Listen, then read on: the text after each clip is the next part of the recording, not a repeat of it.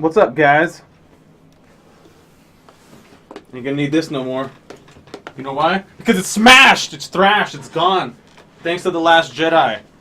Such a fantastic film. I'm gonna start doing a new series, and this series is gonna be called The Day After. I just want to do something new. Kind of give me not a full-on redo of any review that I do on one of my other channels with Sasha J, where we call it Neo J. This is going to be my own channel for Neo Defective, and we're going to be titling it The Day After. In it, I'm going to be able to sleep on it, think about what I just saw, as opposed to doing the review immediately after seeing the flick or playing the game or whatever I'm reviewing.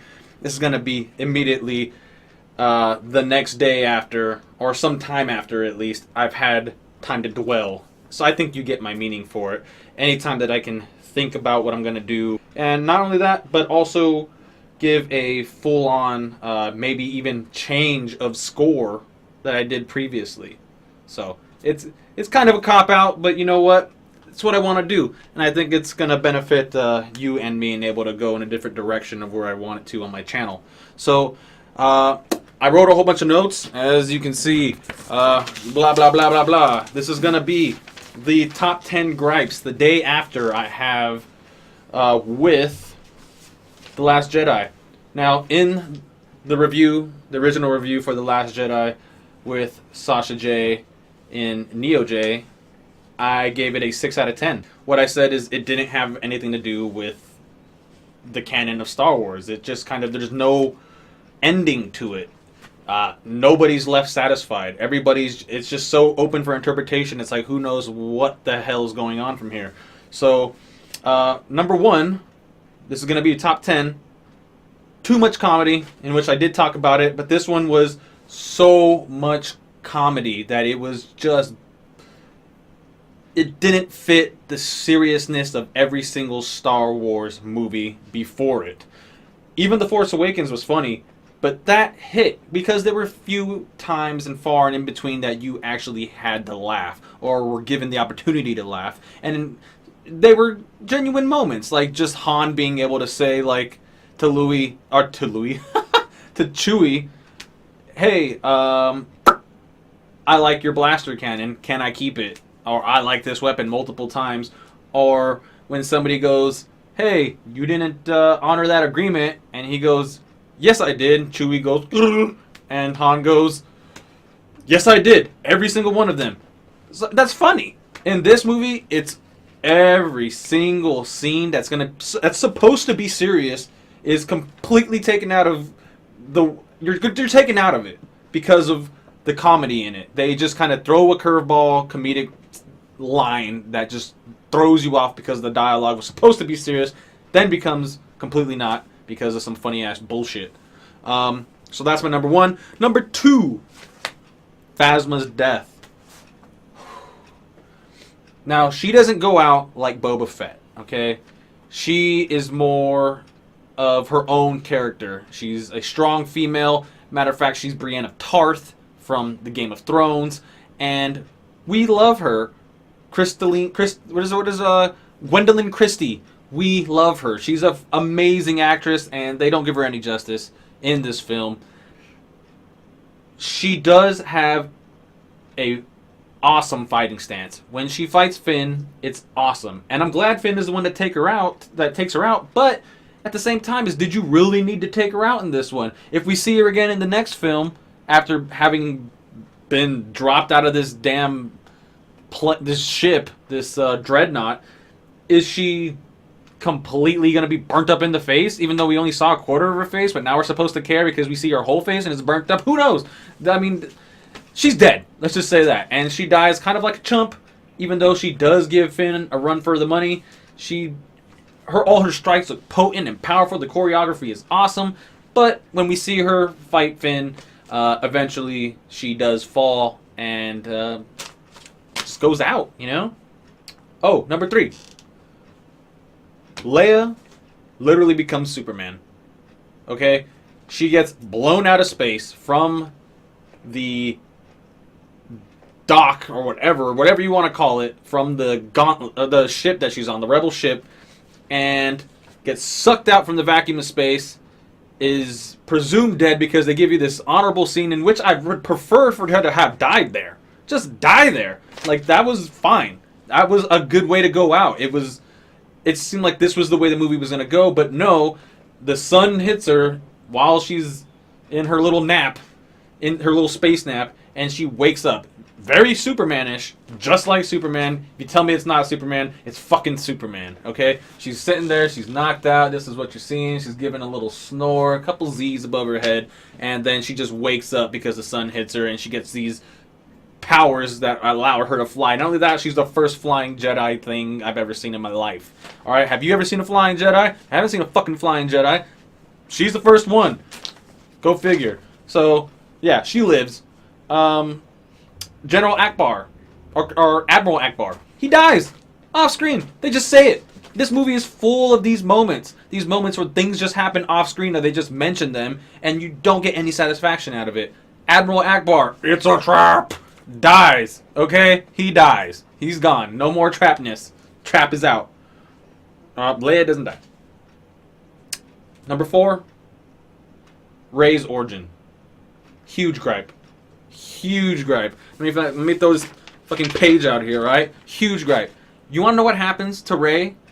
Everybody. This is the biggest opportunity of things that could have happened. The number one thing that everybody wanted to know: who was Rey's parents? What is her lineage? I mean, I would have preferred if she was the Immaculate Conception, like kind of was being hinted at this film. Like, she has no parents. There was no father.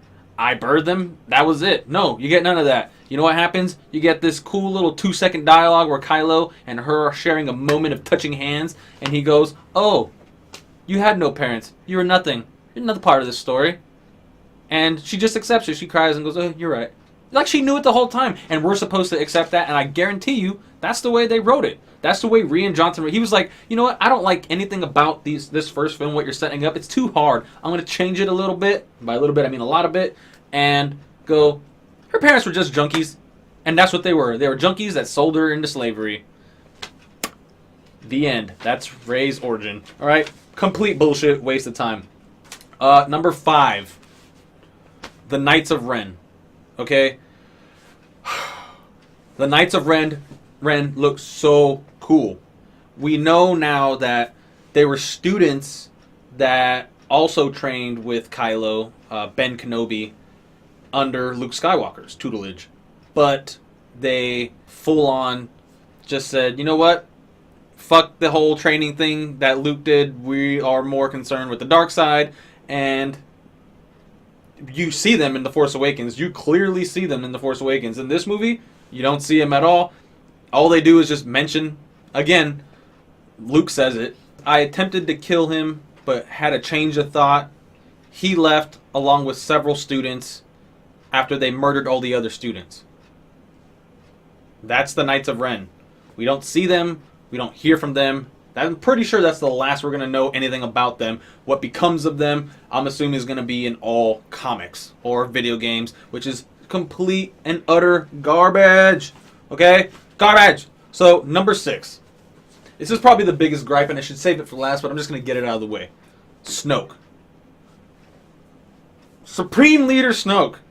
The most powerful thing I've ever seen that wields force powers. Okay? Now, I've seen things in video games, but obviously those aren't canon anymore. So now that we have canon, that we're these things that we're forced to accept, is Supreme Leader Snoke being one of the most powerful characters we've ever seen, and the way he just toys with Rey, toys with Kylo. Matter of fact, he has Kylo quivering in his little boots because he's so powerful. He can spark lightning, bounce it off the ground, and bounce it into your chest and send you flying like he does to Kylo. And pretty much Kylo respects him because of that. Fears him, but it's a form of respect. So that happens. But you know what happens? Ultimately, Snoke dies. And he dies in a way that makes no sense. You're going to tell me this guy, this character that was so powerful, was able to link two minds, two of the most powerful minds that we know of, well, probably because they're the last two Force users, 3 maybe, is Kylo Rey. Links them from two different galaxies, presumably. Two different galaxies across space. Let's just say vastness of space. And puts their minds together, mind melds them, to have them meet several times, to have several interactions, because he is such a strategist that he knows that she's going to come after him to try to save him. And he predicts all this. And he didn't see a lightsaber that he took from Rey that's aluminium, a fucking element, or whatever it is, some kind of space element that we don't even know of, puts it on the fucking table that is also metal. Alright? If metal was moving on metal, what would you hear? No, you don't get that. This is what happens. The shit moves, and he's just letting himself talk, letting himself go. Kylo's going like this, doing little twiddly fingers behind his back. The shit gets moved, turns it on, slices himself, he pulls it toward him, kills him. That's the end of Snoke. Where's his origin? How did he influence Ben Kenobi to become a dark side leader? How did we get to this point? We'll never know. We'll never fucking know. Rian Johnson wrote it out. Another thing that he wrote out. He wrote this movie. That son of a bitch. I want to go into this in so much more detail. You can do it in the comments. Please do. Number 7. Benicio del Toro and the stutter guy. Right? This is who he is. He plays this stuttering guy that is the code cracker. He is just some random guy that appears. Is Johnny Depp pretty much in performance. But he has a stutter. He's fucking Jack Sparrow in space. And he can crack all these codes, and he's go ahead. It's cracked. Oh, it's cracked. Okay, wow, good to know. Your character, you're given the opportunity to have Benicio del Toro in your flick, a fabulous actor with great credentials, and he's just some guy. And not only that, he's just some guy that also disappears. He fucks him over, and then just disappears after that. He goes, wow, Finn goes, this is what you do? This is how you betray us? And he goes, and that's it. He walks off. He fucking walks off after just going, Huge gripe with that. Shitty. Okay? So, anyways, my main gripe with that is Benicio del Toro being Johnny Depp. Why not just get Johnny Depp? Fuck it. Number 8. Plot holes. Okay? Plot holes. The biggest plot hole from Force Awakens. Luke makes a map. That's so hard to find. But not only that, it's a puzzle in and of itself. Why even make the map in the first place? If and when you get to find him, they don't mention it. Not only that, he just doesn't even want anything to do with the rebellion. He's completely just done with it. And they don't even explain, hey, there was a map, I found you. We found you through the map that you wanted us to find so that you were in the secret location and we knew we could come to you in our time of aid and need. No, he doesn't. There's no mention of that. He just doesn't care. He throws the fucking lightsaber away. Again, in a serious moment, taken out of context because they want to put comedy in there. Fucking garbage. What was the point of the goddamn map? Huge ass plot hole, giant miss, whatever. That was the whole movie done for no reason. Alright, number 9. Speaking of movies done for no reason. This is the longest movie of all the Star Wars. Okay? The longest movie. They even talked about it before the movie came out. This is going to be the longest movie. And you're figuring that it's going to explain so much. All the things that are set up. All these gaps. The Knights of Ren. Rey's origin. Kylo's origin. Snoke's origin. All these things are going to get tied up. Or at least summed up in some kind of way. Or maybe even explained just a little bit. Where they're going to sum it up in the next movie. Nope. None of that happens. Because this movie being the longest. For no reason, because nothing happens, and every character's story arc is wasted. Matter of fact, they just kill off the characters. Garbage. Bad. Terrible. Okay? Number 10. Alright, this is the final gripe that I have. This is what me and Sasha J both pretty much said. Well, she said it, but I feel she was 100% correct in this one. This is Star Wars The Force Awakens Part 2. Okay? The movie is now in Disney's hands. And in The Force Awakens, the first words that are spoken is, this is going to begin to make things right. And by the end of The Force Awakens, I was convinced this is in the right hands. Disney has gold. They do nothing but gold. This is going to be perfect because it's Star Wars and Disney honors and respects Star Wars. At the end of this movie, I am not convinced that that is the case. Rian Johnson is the director to write the next trilogy. He wrote and directed this one. If he directs or writes any of the next three, this is what we're going to get. It's like, this is not good. This is not good. And he's the writing the next trilogy. I would rather go to J.J. Abrams. Back to J.J. Abrams. Yeah, he plays things safe. So the hell what? At least he made a good and cohesive movie. Alright. Before I end this video, we're going to do some honorable mentions. Let's see. I got a list of this. It's actually smaller than it actually is. Smaller than it actually looks. Honorable mentions. Tali Lintra in Battlefront 2 as a character. Are you... Not only this game is already done shit itself. It's shit its bed, peed its bed, threw up in its bed all at the same time. They put a character in that dies and does nothing important at all. You could have put in Princess Amidala, and that would have been better. You could have put in Admiral Akbar, and that would have been better.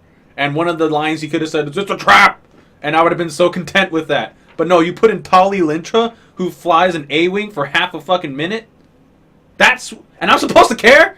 You could put in the Asian girl that was in the bomber that was kicking the motherfucking bombs off of the goddamn B-wing thing and died. But no, you put in Tali Lintra. Okay. Another honorable mention. Poe, he's an asshole. He's an asshole for leading so many people to their death and wanting to keep doing it. Not only that, he mutinies on the ship. And they don't tell him why. They just make him an asshole. They just let him do it. They let him do it his thing, knowing that he's probably going to do all this. They stun him. They put him out of his misery for a short minute because he's going off the chain. He's an asshole. Not because we wanted him to be, because he's genuinely funny. He has funny scenes. He has one of the coolest scenes in the entire movie when he's blowing up all the turrets and there's no shields on this fucking giant dreadnought for some dumbass reason. And he banks hard left. And turns the fucking ship while also holding on to the ship so that he can make that turn to support his own weight, because for some reason there's gravity in space. There's no gravity in space, but they make it look that way, so that's cool. It was still cool to see. And yeah, that's the honorable mentions. So I am going to change my original ranking from 6 out of 10 to now 5 out of 10. I still enjoyed the movie for what it was, but was it a Star Wars movie, ladies and gentlemen? Anybody watching this? No. Wasn't a Star Wars movie. This was a movie, though, that is now part of Star Wars canon, and we have to accept. We have no choice. Disney made it canon, therefore it is. So I would suggest, yeah, go out and watch it in theaters. Because you have to.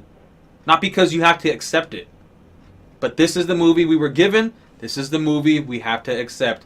If I'm going to do a ranking, which I'm not going to do the whole ranking, but where I would put this movie in the pantheon of Star Wars movies, you're damn right I'd put it last place. Why would I put it last place, even with the sequels being there? 1, 2, 3. And that's because 1, 2, and 3, episode 1, 2, and 3, had plot. They set up the rest of the movies. Acting was bad, so what? The fight scenes were great? Yeah. But they had plot. They set up the whole political spectrum and realm that allowed General or Palpatine, Darth Sidious, to become a powerful entity, to rise the power, to show that perspective. So this movie, bottom of the list. So we're talking so far. We have Episode 4, 5, 6, 1, 2, 3, Rogue One, which is my number 2, Empire, A New Hope, Empire Strikes Back, all that shit. And we haven't even got the 9th movie yet. This one is at the bottom. Go out and watch Star Wars: The Last Jedi.